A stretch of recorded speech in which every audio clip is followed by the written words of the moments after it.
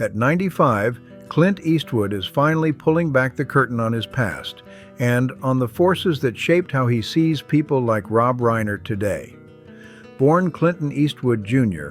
on May 31, 1930 in San Francisco, he came into the world during the Great Depression, when stability was a luxury and survival came first. His family bounced across California chasing work, and that restless childhood carved self-reliance into his bones while teaching him how to keep his emotions locked tight. Clint wasn't loud or flashy as a kid. He stayed quiet, watched everything, and spoke only when it mattered. That cool, observant edge later became his trademark on screen. Music was his early escape, especially jazz and piano, shaping his sense of rhythm, mood, and restraint, the same stripped-down style that would later define his directing. After high school, there was no fast track to fame. Eastwood hustled through real jobs: lifeguard, lumberjack, gas station attendant, grinding alongside working-class folks and learning grit the hard way. That blue-collar reality stuck with him and never left. Hollywood didn't roll out the red carpet either.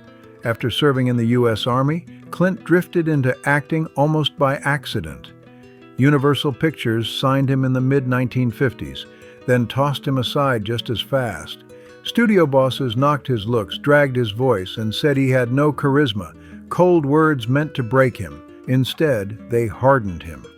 Clint stayed patient, kept training, took scraps, and refused to bend into a studio puppet. His break finally hit in 1959 with Rawhide, where he played Rowdy Yates for 8 long seasons. The paycheck was steady, but creatively, he felt boxed in. So he made a wild move, ditching American TV for Italian cinema. That gamble shook the industry. Sergio Leone's Dollars trilogy, A Fistful of Dollars for a few dollars more, and The Good, the Bad, and the Ugly, didn't just revive his career, it forged a legend. Those films didn't just succeed, they flipped the Western genre upside down. Clint Eastwood's Man with No Name wasn't some loud, chest-thumping hero. He barely spoke, barely blinked, and still dominated every frame. That cold stare, that slow walk, that silence, it said more than paragraphs of dialogue ever could. He wasn't clean-cut or heroic in the old-school way, and that's exactly why it hit so hard. Eastwood rewrote what masculinity looked like on screen. No speeches, no flair, no begging for approval. His strength came from restraint, presence, and the feeling that something dangerous was always sitting just under the surface. Audiences felt it instantly. The success of those films didn't just make him famous, it handed him control over his roles, his direction, and his future, something Hollywood almost never gives away. When he came back to Hollywood in the late 1960s and 1970s, Clint wasn't asking for permission anymore. He was calling shots. Movies like Dirty Harry turned him into box office gold. Harry Callahan was rough, blunt, and unforgiving, and people argued about him nonstop. Some saw him as a voice for public anger. Others called him extreme. Eastwood didn't flinch. He made it clear his characters weren't slogans. They were complicated people living in messy worlds. What really shocked critics was his range. He wasn't stuck in one lane. Westerns, action, thrillers, dramas, even comedies, he ran through all of it. Films like Play Misty for Me, High Plains Drifter, The Outlaw, Josie Wales, Every Which Way But Loose, and Escape from Alcatraz proved he wasn't just a tough guy. He was evolving fast. Behind the scenes, Clint was soaking everything in. He wasn't just acting. He was studying, experimenting, sharpening his instincts. When he stepped fully into directing, his style was clean and fearless. Few takes, natural light, no wasted motion. He trusted actors and let stories breathe instead of forcing them. His movies dug into heavy territory: aging, regret, violence, redemption, and the price of choices. Not flashy lessons, but quiet punches that landed late. That vision exploded with Unforgiven in 1992. The film tore down the myth of the heroic gunslinger and exposed the cost behind the legend. The industry couldn't ignore it anymore. Unforgiven earned Clint Academy Awards for Best Director and Best Picture, locking him in as a serious filmmaking force.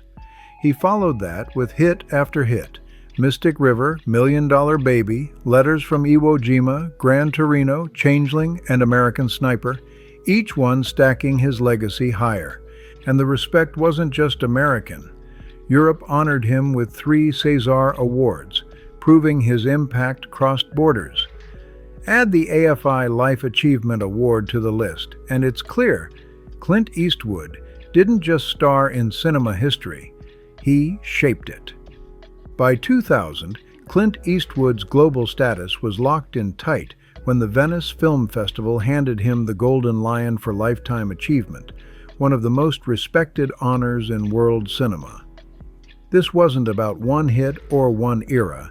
It was a salute to decades of work built on moral gray areas, quiet emotion, and a directing voice so sharp it only got stronger with age.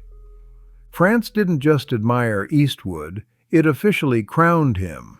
In 1994, the country known for treating film like fine art named him a commander, recognizing how deeply his work shaped culture far beyond American borders. Then they doubled down. In 2007, he received the Legion of Honor, France's highest civilian decoration. That put Clint in a rare circle, artists whose influence cuts across nations, languages, and generations. Taken together, these honors paint a clear picture. Eastwood wasn't just successful, he was timeless.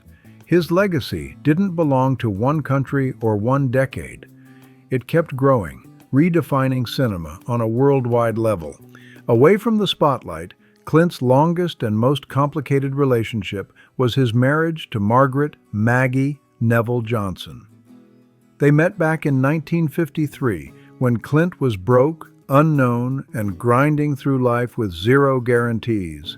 He was juggling odd jobs, lifeguard, laborer, anything that paid, while chasing acting dreams that kept slipping through his fingers. Maggie was calm, smart, and steady, the exact opposite of Clint's unpredictable future. She brought balance when everything else felt shaky. They married on December 19, 1953, starting a partnership that would stretch over 3 decades. Early on, money stress was real, and success felt far away. Through all that uncertainty, Maggie stayed solid. She carried emotional weight, while Clint absorbed rejection after rejection. When Rawhide finally hit in 1959, everything flipped fast. Fame, money, and attention poured in, and so did pressure. As Clint's star exploded with Sergio Leone's Man with No Name films and later Dirty Harry, the marriage faced non-stop strain. The spotlight didn't just change his career, it changed their entire world. Success came loud, fast, and heavy, and it tested that bond in ways neither of them could have predicted. As Clint's career exploded, the grind never slowed down. And that shift changed everything at home. His schedule got heavier, his independence stronger, and the balance in the marriage started to tilt. Maggie stayed far from Hollywood noise, choosing privacy and a low-key life instead of red carpets and headlines. That gap between Clint's public image and Maggie's quiet world only grew sharper with time. Their marriage wasn't smooth, not even close. Long stretches apart became normal, and Clint's infidelities were widely known, something he later admitted without dodging it. Still, they stayed legally married for decades. It wasn't denial, it was complexity, duty, and a shared sense of responsibility that kept them tied together. They raised 2 children, Kyle Eastwood, born in 1968, who carved his own lane as a respected jazz musician, and Allison Eastwood, born in 1972, who stepped into acting and filmmaking. Maggie held the family together, putting her energy into stability and shielding the kids from Hollywood chaos as much as possible. In 1978, after 25 long years, Maggie and Clint officially separated. But the story didn't end there. The divorce dragged on until 1984, proving just how tangled their lives and finances had become. When it finally closed, it sent shockwaves through Hollywood. The settlement was massive, reflecting Clint's towering success and Maggie's decades standing beside him during his rise. Even after the split, Maggie Johnson's place in Clint Eastwood's life never disappeared. She was there before the fame hit, endured the pressure when it arrived, and helped raise their children far from the industry's excess. Their relationship wasn't perfect, but it shaped Clint's view of family, responsibility, and the real price of ambition. Now at 95, Clint Eastwood speaks with rare clarity. No need to impress, no need to soften the truth. Looking back on more than 70 years in Hollywood, he isn't just reflecting on his own journey. He's watching an industry change and measuring the people who came to represent those shifts, including figures like Rob Reiner, through the hard-earned lens of experience and lived consequence. When Clint Eastwood is asked about Rob Reiner, there's no rage, no cheap shots, no bitterness spilling out. Instead, his tone stays calm, reflective, and grounded in something deeper, a belief that Hollywood has drifted far from its original mission. "I've never had a problem with Rob as a filmmaker," Eastwood says. "He's talented. You don't make the movies he's made without understanding character and timing." Eastwood gives credit where it's due. He openly respects Reiner's early work, films built on humor, warmth, and real human connection. To Clint, those movies came from a moment when Hollywood cared more about craft than messaging. Back then, stories aimed to bring people together, not sort them into camps. What troubles Eastwood isn't just Reiner, it's the shift around him. Somewhere along the line, the business stopped being about curiosity, Eastwood reflects. It became about certainty, and certainty is dangerous in art. In his view, Reiner now represents a Hollywood circle that struggles with disagreement, confusing strong beliefs with moral high ground. Clint draws a sharp line between that mindset and his own path. "I never believed my job was to tell people what to think," he says. "My job was to show people who they are." Even his most debated films weren't lectures. Whether westerns, war stories, or quiet character pieces, Eastwood trusted audiences to think for themselves. According to Clint, the real split between him and Reiner isn't politics, it's philosophy. "Rob wants to win arguments," Eastwood says. "I want to ask questions." He points to a time when Hollywood thrived on creative tension, when artists with totally different views could still work side by side without forcing agreement. That world feels gone now. "There was a time when you could disagree and still respect each other," Eastwood recalls. "Today, disagreement gets treated like a personal flaw instead of part of growth." In Clint's eyes, Reiner's loud activism reflects a bigger trend, entertainers mistaking volume for virtue and certainty for truth.